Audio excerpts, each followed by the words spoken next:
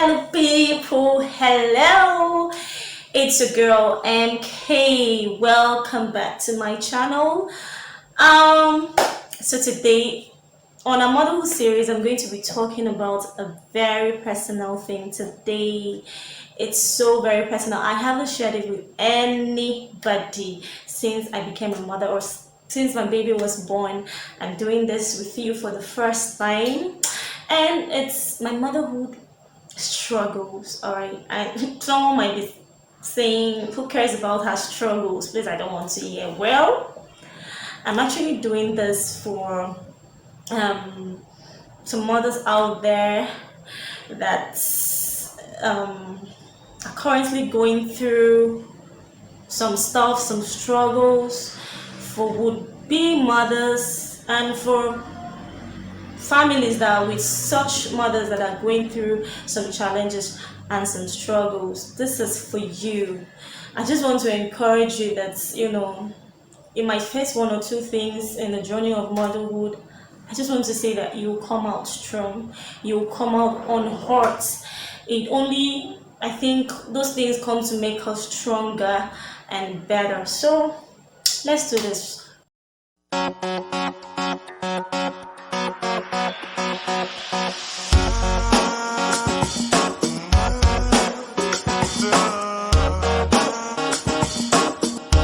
So in order to make this video quite interesting, I wrote out a list of my motherhood struggles in order of its occurrence. So let's start. All right. Okay. Yeah, this video might be very long, so I'm just going to make it in parts, just to let you know. All right. So if you see part 1, part 2, part 3, I beg forgive me. All right, and please follow through them very well. So my first struggle started from immediate post delivery.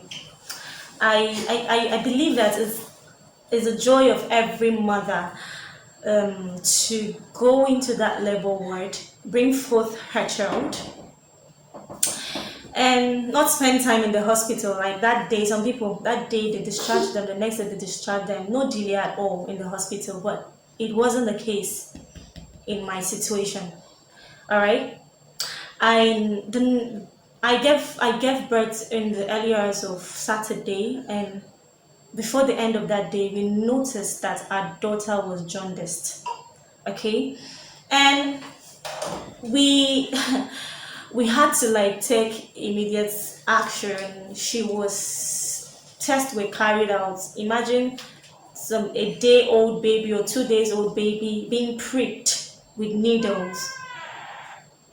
It wasn't funny. It wasn't funny. It was really, really hurting and traumatizing. Her bilirubin level was really high. When the test came out, it was way high, and it kept on being that way. It kept on being that way, morning and evenings. I would see doctors coming, prick my daughter, admit tears. She was always wailing. She was in so much pain, and it was hurting to me. It was really, really hurting. It kept on being that way. The plaster and phototherapy, nothing was, there was no improvement whatsoever. It was that way till the fifth day. The fifth day, we noticed there was a drop in our bilirubin level. There was a drop. It was improving. And the 6th day, it came down drastically. I mean, we were so happy, really, really happy that 6 days of traumatized, as in 6 days of pain, 6 days of tears were over. However, my doctor didn't want to discharge us, but we had to tell him no, as far as everything has dropped down, we have to go back and give our daughter a name the next day, being the 7th day. Guys, Was it was it a hard time in the hospital after delivery? It was super hard. I mean, something you never expected, something you did not envisage, something that you did not prepare for. It was a whole lot for me to absorb. But God in his infinite mercy saw us through and gave us that victory. We came out of it strong. Our baby was well. She was hale and hearty to the glory of God. So that was my first struggle after delivery. So moving on to the next, I have here 1 week after my discharge in the hospital, I was actually preparing to leave hobby for Uncle Woman. What is Uncle Woman? Uncle Woman is like Omogo in my dialect, and you know what Omogo is, yeah? Right. So you would ask, why was I leaving? I mean, the baby was tender, small. Why was I leaving? Well, at that time, my sister, elder sister, was heavy, so she was going to put to bed anytime soon. So it was very important that we, you know, we went to Uyo, Akwa Ibom State. It was very important that we had to be there. Okay. And also, it was a decision we made. Okay. Although I kind of felt I had mixed feelings because I had planned that my daughter, my husband was going to be a part of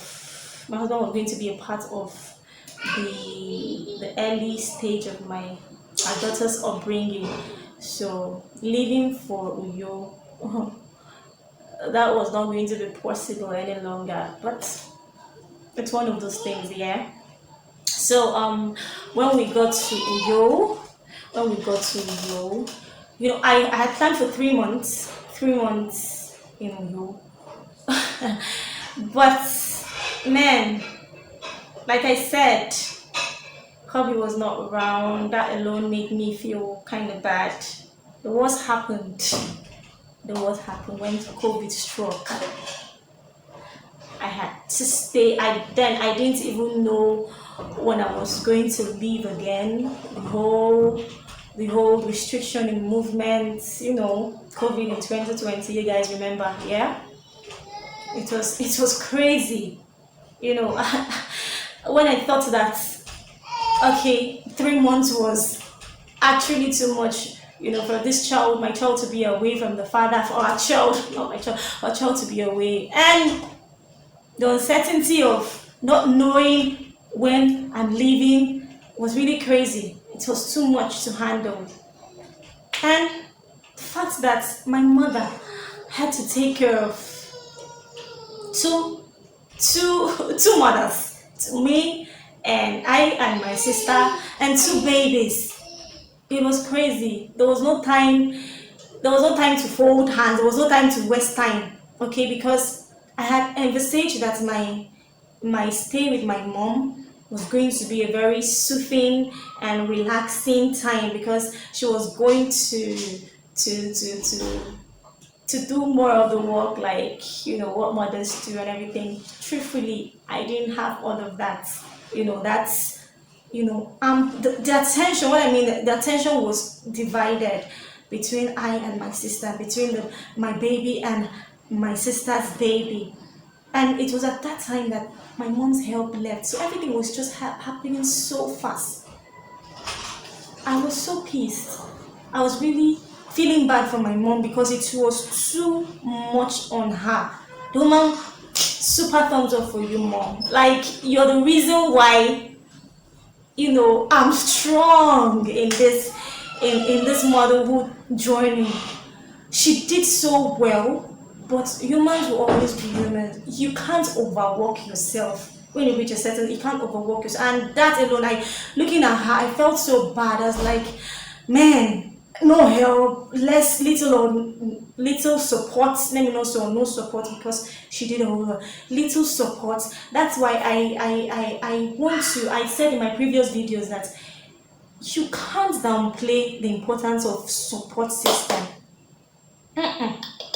You can't. it is very important. Well, it is very important that you are supported in every in every area of, the whole motherhood thing. You are supported in every area. It is very important. No man is an island. So when I was the attention was divided, I was kind of feeling bad, and plus I needed to see my husband, and all, the uncertainty of leaving. That also contributed to a whole lot of things. I was always angry at any slightest provocation. Anything annoyed me. I went into postpartum blues. I'm not going to lie. I was depressed. I took everything out on anybody. I was really depressed. And it was only with the help of, first of all, it's God. Yes, God really saw me through during those depressing moments. And also words of encouragement from my husband, even though he had to be doing that through the phone, and friends and my mom. Although she understood, yeah, she understood what I was really going through, and she had to, like, don't worry, it's a phase. You're going to go through it unhurt, unscared, you know, and and I was really glad. I was really glad I came out from that, because it's, trust me, if you've been there, you would agree with me that it's not a nice thing. As in, it's not a nice thing. It's not a nice place to be. It's not a nice mood to be in. Okay, so that was it. And during, I think sometime in July, we finally found a way to, go back to Abuja. So guys, after 6 months, 6 good months of not, seeing hobbies, 6 good months of tears, joy, uncertainty, worries, I came out strong. I came out super strong. And here am I. Oh, that was it. That was my Uncle Woman experience. It was a mixture of joy, happiness, tears, worries, anxiety.